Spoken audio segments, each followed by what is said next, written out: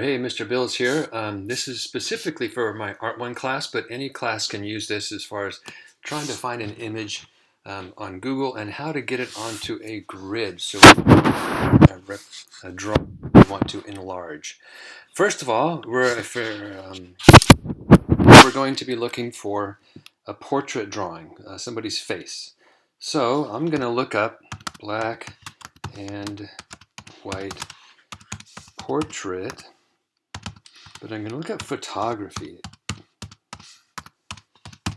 Just because serious photographers, really want to get the lighting on portraits really nicely done. So you can see here how there's already lots of images that you could use. Remember, there are a few things you have to have in your portrait photograph. You have to see both eyes open. You cannot have any profiles, and we'll probably see a profile down here, like this one right here. That's a profile, just a side view. You can't do that. If they have dark sunglasses on, you can't see their eyes. We can't do that. They need to be doing, they can't be doing something like smoking cigarettes and things like that that aren't allowed at school. But they can be turned. They can be kind of dark. That's a little bit too dark, I think. This one is a little bit too light. See how the face is just blank. We want to get an image that has good value range. Also, you can't see her eyes. Something like that, that fun one could be fine. This picture of Kobe could be fine, absolutely. Can't do that one. So I wouldn't do that one. That one's all full of those stripes.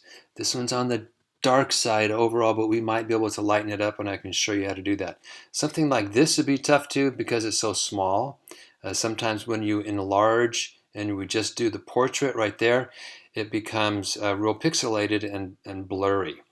This little guy's okay. This one you can't do, even though it's a cool picture, you can't see the other eye.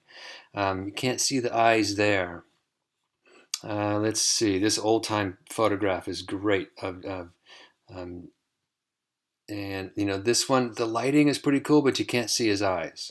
So hopefully you get an idea of what the type of photograph you're supposed to do. Um, let's see, let's do this one right here. That's a pretty good photograph. So all we have to do is click on it. And if you have a Mac or a trackpad, it's a two-finger touch, and we need to save. If you have a mouse, this might be a right click and the save as. And then I like to save it to the desktop, and I'm going to rename it Port Pick for Portrait Pick. I think I have another one on there too, so I'm going to call it number 2. So that's saved. Now we can go to Google Classroom, and you have, I should have sent you by now the grid that you will need for your 8x10 drawing. And all we have to do now is insert an image. We have to upload from the computer, or you could minimize this and just double click. I like doing that more. Let's minimize this. So I already have it saved over there again from earlier. I'm going to double click on that. No, actually I'm going to double tap, and I'm going to copy, then bring my image, my grid back up. No, that's the wrong one, sorry. I have 2 of them going here. Oh, never mind, it's right here. Then I'm going to have a double tap there and paste it. So you have to copy and paste it onto your page. Now you can see this photograph is too big for that. So we have to shrink it some. And what I'm going to do, I'm going to crop it a little bit. And to crop, if you double click on the image, you will somewhere find this little crop tool. And then you can grab the corner, and I'm going to crop it up a little bit. And I'm going to crop it in a little bit because I think it's going to be closer to the size of the grid. And then I can kind of come over here and see if it's too big or too small. See, that's too, I'm going to get it lined up right up there in the corner, and I can see that it's too big. So now I'm going to click on it one time and get those little placeholders, those little buttons on the corner, and grab the corner one. The corner one keeps it in proportion. So I can see where the last grid mark is right there. Oh boy, that's really close. If I just moved over 1 or 2 clicks, or I can double click on it and do the cropping tool, just 1 little pixel, right there. Now it fits. You can see that it fits just right, but you can't see the grid. Now if you want to see the grid, you'll need to right click or do a double tap, and the order in which it's laying there makes a difference. So I'm going to send this picture backward. Well, it didn't work that time. Let's try it again. Send it backward. Yep, and then the grid goes on top of the photograph. And this grid, if you grab this little button right there, you can rotate it if your photograph is landscape view as well. Now I want to see, I'm going to move this grid is all one thing. It's not a set of different lines. So I'm going to move that grid back to bring the photograph up front. Now if I double click on it, I should be able to recolor it, make adjustments. If it was a color image, I could change it to black and white under recolor, but I'm going to make a little bit of adjustment. I'm going to make it a little bit brighter because it's awfully dark. I'm just going to move that up a little bit.